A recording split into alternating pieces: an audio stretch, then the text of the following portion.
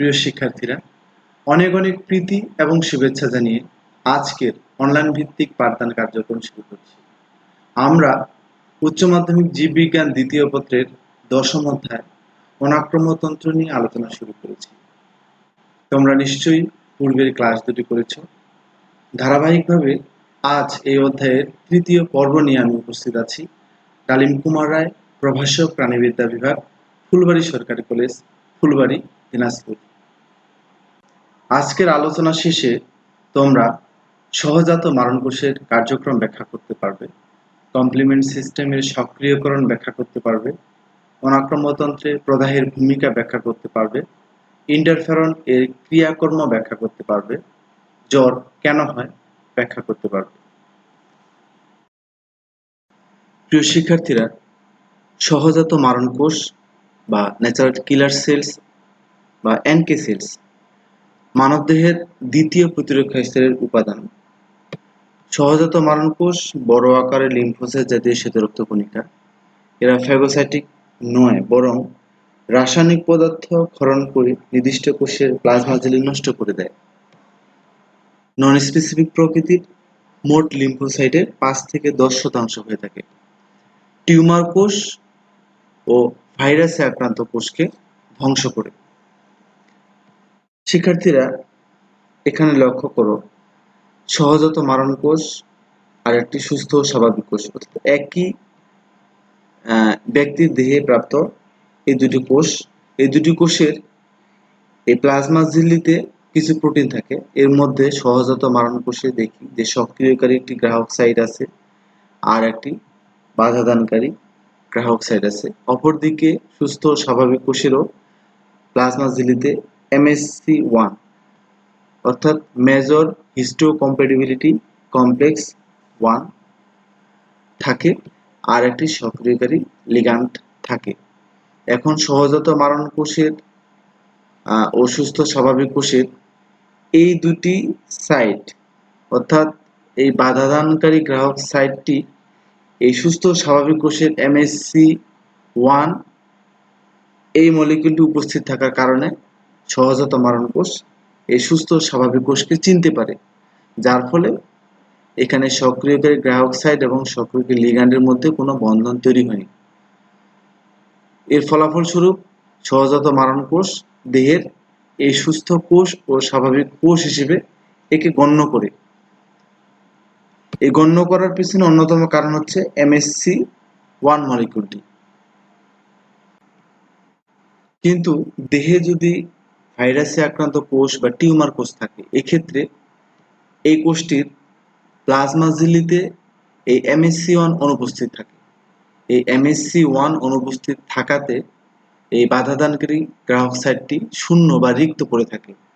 এর ফলে এই সহজাত মারণকোষটি এই ভাইরাসে এই কোষটিকে তখন আর সুস্থ ও স্বাভাবিক কোষ হিসেবে বিবেচনা করে না, যার ফলে এই সক্রিয়কারী গ্রাহক সাইট আর সক্রিয়কারী লিগ্যান্ড সাইট এখানে সংযুক্ত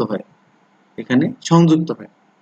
হওয়ার পরে সহজাত মারণকোষ দুটি পদ্ধতিতে অর্থাৎ এই প্রত্যক্ষ এবং পরোক্ষ উভয় পদ্ধতিতেই এই ভাইরাসে আক্রান্ত কোষ বা টিউমার কোষকে ধ্বংস করবে। তো যদি পরোক্ষ পদ্ধতি হয়, সেক্ষেত্রে সহজাত মারণকোষ এই INF গামা প্রোটিন অর্থাৎ ইন্টারফেরন গামা প্রোটিন ক্ষরণ করবে। ক্ষরণ করার ফলে এই ফ্যাগোসাইট সমূহ অর্থাৎ ম্যাক্রোফেজ বা নিউট্রোফিল এরা উদ্বুদ্ধ হবে ওই ভাইরাসে আক্রান্ত কোষকে ফ্যাগোসাইটোসিস প্রক্রিয়ায় ভক্ষণ করার জন্য। ঠিক আছে? তো এই ক্ষেত্রে সহজাত মারণকোষ পরোক্ষ পদ্ধতিতে অর্থাৎ এই ফ্যাগোসাইটকে ব্যবহার করে তার কাজটি সম্পন্ন করলো।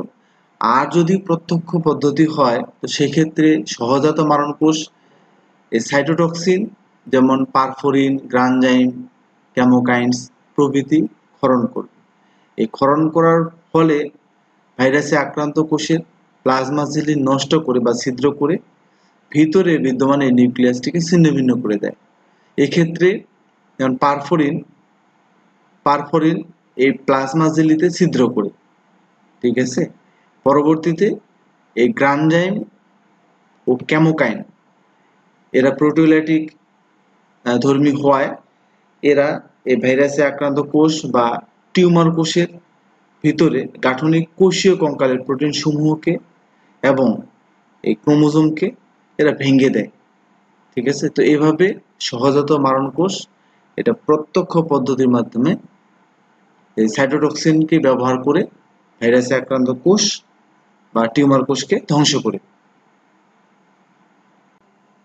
মানবদেহের দ্বিতীয় প্রতিরক্ষা স্তরের আরেকটি গুরুত্বপূর্ণ উপাদান হচ্ছে কমপ্লিমেন্ট বা কমপ্লিমেন্ট প্রোটিন। 30টিরও বেশি প্লাজমা প্রোটিন সমন্বয়ে গঠিত দেহের প্রতিরক্ষামূলক ব্যবস্থা।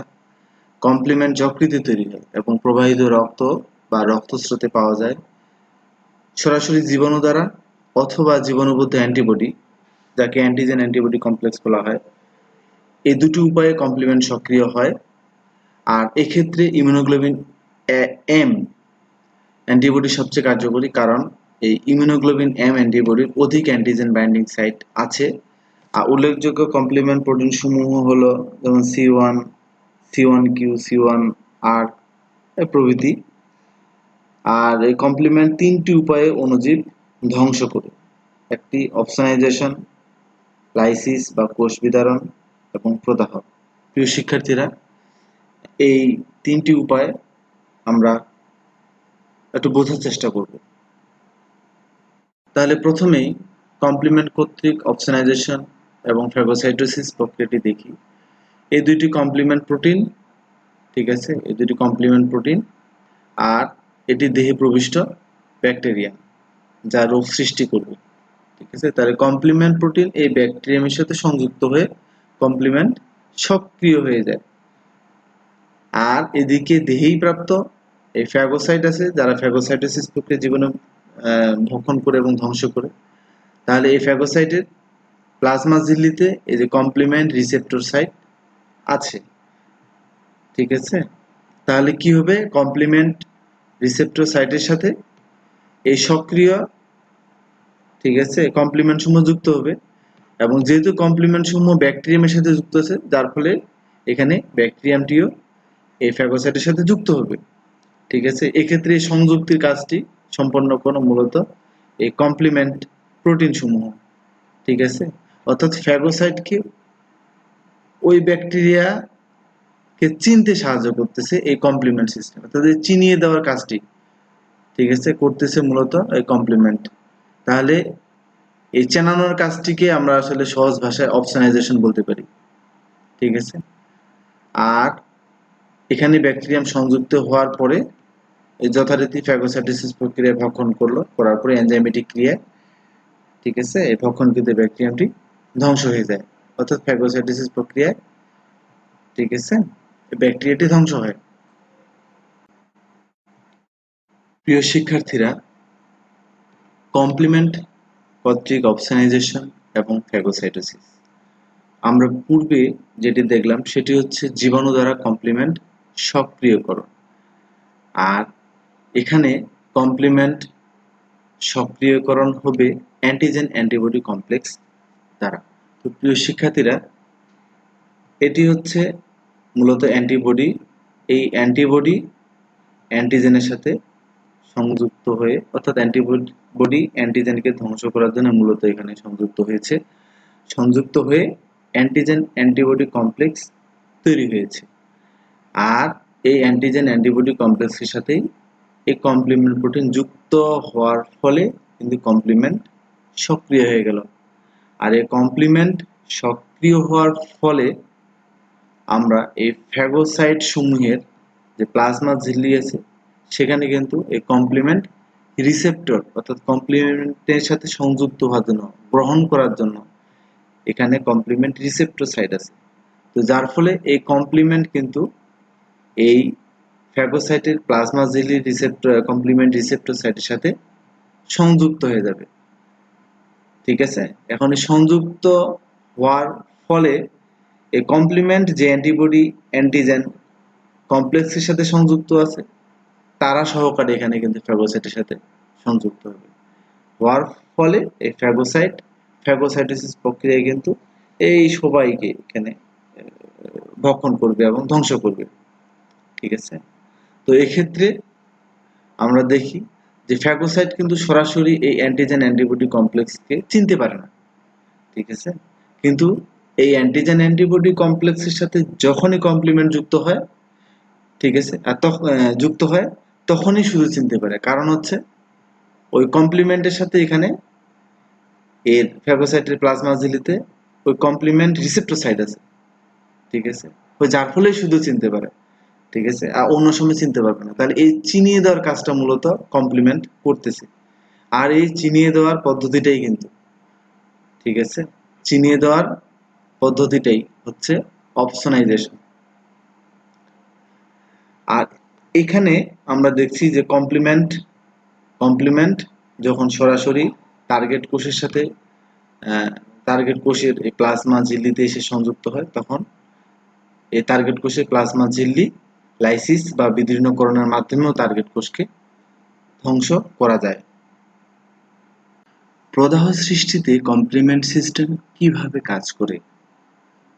আমরা এখানে একটি ত্বকের অংশ দেখতে পাচ্ছি, যা ক্ষতিকর কিছু দিয়ে আঘাতপ্রাপ্তি এবং অণুজীবের প্রবেশ হয়। তো এটি হচ্ছে অণুজীব, ঠিক আছে। তো এই টিস্যুতে বিদ্যমান কমপ্লিমেন্ট প্রোটিন সমূহ যখন অণুজীবের সাথে যুক্ত হবে, তখন কিন্তু এই অণুজীব দ্বারা সরাসরি এই কমপ্লিমেন্ট সক্রিয় হয়ে যায়, যার ফলে এই কমপ্লিমেন্ট পরবর্তীতে এই যে ম্যাক্রোফেজের প্লাজমা ঝিল্লিতে বিদ্যমান কমপ্লিমেন্ট রিসেপ্টর সাইটের সাথে যুক্ত হয়ে যায় এবং এই ম্যাক্রোফেজ তখন ফ্যাগোসাইটোসিস প্রক্রিয়ায় ওই জীবাণুকে ধ্বংস করে। এরপর ম্যাক্রোফেজ সাইটোকাইনস নামক কিছু প্রোটিন ক্ষরণ করে, আবার এদিকে মাস্ট কোষ এরাও হিস্টামিন ক্ষরণ করে। তাহলে এই হিস্টামিন আর এদিকে সাইটোকাইনস প্রোটিন সমূহ এরা এই যে রক্তনালীর যে প্রাচীর আছে এই প্রাচীরের ভেদ্যতা বৃদ্ধি করে। এখন রক্তে বিদ্যমান এই নিউট্রোফিল, ঠিক আছে, এই নিউট্রোফিলের প্লাজমা ঝিল্লিতে ইন্টিগ্রিন নামক প্রোটিন থাকে। আর এদিকে যে রক্তনালীর প্রাচীরে এখানে এন্ডোথেলিয়াল কোষসমূহ আছে, সে কোষসমূহে ইন্টিগ্রিন রিসেপ্টর সাইট আছে। তাহলে এই ইন্টিগ্রিন, ঠিক আছে, এন্ডোথেলিয়াল রিসেপ্টর সাইটের এই ইন্টিগ্রিন রিসেপ্টর প্রোটিনের সাথে যুক্ত হয়ে যাবে, অর্থাৎ এই নিউট্রোফিল সমূহ এই রক্তনালীর প্রাচীরে আটকে যাবে। আর যেহেতু সাইটোকাইনস এবং হিস্টামিনের প্রভাবে এই রক্তনালীর, ঠিক আছে, ভেদ্যতা বৃদ্ধি পায়, অর্থাৎ ক্ষুদ্র ক্ষুদ্র ছিদ্রের সৃষ্টি হয়। তো এই ছিদ্র পথে তখন এই নিউট্রোফিল সমূহ এই ক্ষতিগ্রস্ত টিস্যু বা কলাতে চলে আসে। আসার পরে এরা যথারীতি ফ্যাগোসাইটোসিস প্রক্রিয়ায় এই ব্যাকটেরিয়া তথা জীবাণুকে ধ্বংস করে ফ্যাগোসাইটোসিস প্রক্রিয়া, ঠিক আছে। তো তাহলে আমরা দেখছি যে এই অংশটি যেহেতু আঘাতের ফলে ক্ষতিগ্রস্ত হয়েছে, অর্থাৎ এখানকার রক্তনালী সমূহ ক্ষতিগ্রস্ত হয়েছে, যার ফলে রক্তনালী ভেদ করে রক্তসমূহ, ঠিক আছে, টিস্যুতে চলে আসে, যার ফলে এই অঞ্চলটি লাল বর্ণ ধারণ করে। এটি ক্ষতিগ্রস্ত রক্তনালীর কারণে হয়ে থাকে। আর যেহেতু রক্ত উষ্ণ হয়ে থাকে, যার ফলে এই অঞ্চলটি কিছুটা উষ্ণ বা গরম অনুভূত হয়। আর অধিক পরিমাণ রক্ত, তারপর রক্ত জমাট বাঁধার ফ্যাক্টর, অক্সিজেন, পুষ্টি প্রভৃতি রক্তনালী থেকে এই ক্ষতিগ্রস্ত টিস্যুতে প্রবেশ করে, ঠিক আছে, যার ফলে এই অঞ্চলটি ফুলে যায়। আর প্রত্যেক কলায় আমরা জানি যে প্রোস্টাগ্ল্যান্ডিন থাকে। এই প্রোস্টাগ্ল্যান্ডিন, ঠিক আছে, এটাও প্রোটিন। এই প্রোস্টাগ্ল্যান্ডিন, ঠিক আছে, যে স্নায়ু আছে সেই স্নায়ুতে ব্যথার সৃষ্টি করে, যার ফলে সবশেষে ব্যথা অনুভূত হয়, ঠিক আছে। অর্থাৎ এই চারটি ধারাবাহিক পর্যায়, অর্থাৎ প্রথমে লাল বর্ণ ধারণ, গরম হয়ে যাওয়া, ঠিক আছে, তারপর ফুলে যাওয়া এবং সবশেষে ব্যথার সৃষ্টি হয়। এই চারটি ধারাবাহিক পর্যায়কে মূলত প্রদাহ বলা হয়। কেমন? আর এখানে যে নিউট্রোফিল সমূহ ফ্যাগোসাইটোসিস প্রক্রিয়া জীবাণু ধ্বংস করলো, ঠিক আছে। জীবাণু ধ্বংস করার পরে আমরা জানি যে নিউট্রোফিল তার যে নিজস্ব লাইসোজাইম এনজাইমের ক্রিয়ায় এই নিউট্রোফিলের সাইটোপ্লাজমের ক্ষতি সাধিত হয়, কিন্তু নিউট্রোফিল মারা যায়। তাহলে এই সংক্রমিত স্থানের কিছু টিস্যু বা কোষ যারা মারা যায়, আর এখানে ভক্ষণকৃত নিউট্রোফিল জীবাণু ভক্ষণ করার পরে এই নিউট্রোফিলও মারা যায়, ঠিক আছে। তো এই মৃত নিউট্রোফিল, ভক্ষণকৃত জীবাণু আর এখানকার কিছু মৃত কোষ এই এই উপাদান সহ সম্মিলিতভাবে পুঁজ হিসেবে, ঠিক আছে, পুঁজ হিসেবে বাইরে নির্গত হয়। তাহলে আমরা দেখলাম যে আসলে প্রদাহ সৃষ্টিতে কমপ্লিমেন্টের ভূমিকাটা শুরুতেই, ঠিক আছে। আর এই প্রদাহ আমাদের মানবদেহের দ্বিতীয় প্রতিরক্ষা স্তরের একটি গুরুত্বপূর্ণ উপাদান। কমপ্লিমেন্ট সিস্টেম সক্রিয় হওয়াতে ফলাফল কি হবে? সহজাত মারণ কোষ দক্ষতার সঙ্গে টিউমার কোষ ধ্বংস করবে। নিউট্রোফিল ও ম্যাক্রোফেজ দ্রুত ক্ষতস্থানে পৌঁছায়। তারপর অণুজীবের গায়ে কমপ্লিমেন্ট আটকে থেকে নিউট্রোফিল ও ম্যাক্রোফেজকে চিনিয়ে দিয়ে ফ্যাগোসাইটোসিসে সহায়তা করে, যাকে অপসোনাইজেশন বলে। জীবাণুবদ্ধ অ্যান্টিবডিকে ফ্যাগোসাইটোসিসে উদ্বুদ্ধ করে। আঘাতপ্রাপ্ত স্থান বা ক্ষতস্থানে রক্তবাহিকার প্রসারণ ঘটিয়ে প্রদাহ ত্বরান্বিত করে। ইন্টারফেরন মানবদেহের দ্বিতীয় প্রতিরক্ষা স্তরের আরেকটি গুরুত্বপূর্ণ উপাদান। ভাইরাসে আক্রান্ত হওয়ার প্রতিক্রিয়া হিসেবে এবং ভাইরাসের বংশবৃদ্ধিতে ব্যাঘাত ঘটাতে আক্রান্ত কোষ থেকে যে বিশেষ ধরনের ক্ষুদ্র গ্লাইকোপ্রোটিন উৎপন্ন ও ক্ষরিত হয় তাকে ইন্টারফেরন বলে। তাহলে ইন্টারফেরন সিগন্যাল প্রোটিন গ্রুপ, যা মূলত গ্লাইকোপ্রোটিন আর সাইটোকাইন হিসেবে পরিচিত।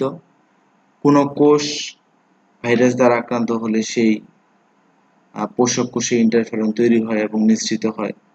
ভাইরাল রেপ্লিকেশন বাধাগ্রস্ত করে, ভাইরাসের সংক্রমণ ও বিস্তার প্রতিহত করে, সহজাত মারণ কোষ এবং ম্যাক্রোফেজকে সক্রিয় করে।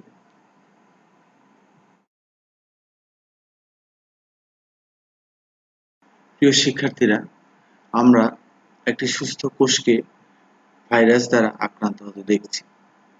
এখন এরপরে ভাইরাসের নিউক্লিক অ্যাসিডটি বারবার রেপ্লিকেশন সম্পন্ন করবে এবং সংখ্যায় অনেকগুলো হবে।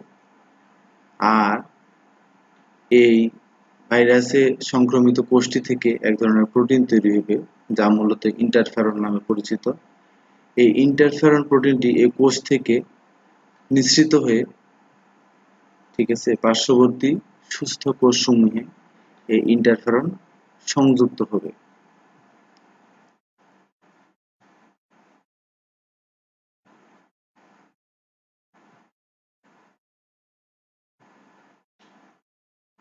আর ওদিকে পূর্বে সংক্রমিত কোষটিতে অসংখ্য ভাইরাস মাল্টিপ্লিকেশন প্রক্রিয়ায় তৈরি হবে এবং যা অন্যান্য সুস্থ কোষকে সংক্রমণ করবে। কিন্তু এই নতুন সংক্রমিত কোষটিতে পূর্বে থেকে ইন্টারফেরন নামক প্রোটিনটি যুক্ত হয়ে আছে, যার ফলে ওই নতুন ভাইরাসের ডিএনএ থেকে যে এমআরএনএ তৈরি হয়, সেই এমআরএনএটি এনজাইমের ক্রিয়ায়, ঠিক আছে, অর্থাৎ এই ইন্টারফেরন সংযুক্ত হওয়াতে সেখানে বিশেষ কিছু এনজাইম তৈরি হয়, যার ক্রিয়ায় ওই ভাইরাল ডিএনএ থেকে যে এমআরএনএ তৈরি হয় সেটি ডিগ্রেড, অর্থাৎ সেটি ধ্বংসপ্রাপ্ত হয়ে যায়। এভাবে ভাইরাল রেপ্লিকেশন বন্ধ হয়ে যায়। অর্থাৎ এই ইন্টারফেরন, ঠিক আছে, এই ভাইরাল রেপ্লিকেশনকে বন্ধ করে। আর ভাইরাসের ডিএনএ রেপ্লিকেশনটা বন্ধ হয়ে গেলেই নতুন করে ভাইরাস বংশবৃদ্ধি এবং ভাইরাস নতুন নতুন কোষের সংক্রমণ ঘটাতে পারবে না, ঠিক আছে। অর্থাৎ ভাইরাস সংক্রমণ ঘটাতে পারলেও, ঠিক আছে, সেক্ষেত্রে রেপ্লিকেশন বন্ধ হয়ে যায় এবং যার ফলে ওই সংক্রমিত কোষ থেকে ওইখানে ভাইরাসের উৎপাদন এবং পরবর্তী অন্যান্য কোষে ভাইরাস সংক্রমণটা রোধ হয়। এজন্য ইন্টারফেরন অত্যন্ত গুরুত্বপূর্ণ বর্তমান চিকিৎসা ব্যবস্থায়, বিশেষ করে হেপাটাইটিস বি এর চিকিৎসায় এই ইন্টারফেরন ব্যবহার হচ্ছে এবং জৈব প্রযুক্তির মাধ্যমে, ঠিক আছে, এই ইন্টারফেরন তৈরি হচ্ছে। দ্বিতীয় প্রতিরক্ষা স্তরের শেষ অস্ত্র হচ্ছে জ্বর। ম্যাক্রোফেজ ফ্যাগোসাইটোসিস প্রক্রিয়া জীবাণু ভক্ষণ করার পরে এই ম্যাক্রোফেজ রক্তে পাইরোজেন নামক পলিপেপটাইড ক্ষরণ করে। এই পাইরোজেন মস্তিষ্কের হাইপোথ্যালামাসকে দেহের তাপমাত্রা বাড়াতে উদ্দীপ্ত করে এবং জ্বর হয়। এখন কথা হচ্ছে, কম বা মাঝারি ধরনের জ্বর দেহের উপকার করে, কারণ দেহকোষের বিপাকীয় হার বেড়ে যায়, শ্বেতরক্ত কণিকার উৎপাদন বৃদ্ধি পায়, জ্বর পরবর্তী দেহে রক্ত প্রবাহ বৃদ্ধি পায়, রোগ প্রতিরোধ ব্যবস্থা শক্তিশালী হয়, কোষ বিভাজন ও টিস্যুর ক্ষয়পূরণ দ্রুত হয় বিধায় দেহের ভেতরে জীবাণু তেমন সুবিধা করতে পারে না। প্রিয় শিক্ষার্থীরা, আজ তাহলে এই পর্যন্তই। আজকে যে বিষয়গুলো আলোচনা করলাম সেগুলো অবশ্যই চর্চা করব, আর তোমাদের সাথে অবশ্যই দেখা হবে এই আশাবাদ ব্যক্ত করে আজকের মতো শেষ করছি। ধন্যবাদ সবাইকে। ভয়াবহ মহামারী কোভিড-19 থেকে নিজেকে সুরক্ষিত রাখতে এই অভ্যাসগুলো অবশ্যই মেনে চলতে হবে। আর আমাকে ধৈর্য সহকারে শোনার জন্য তোমাদের অসংখ্য ধন্যবাদ।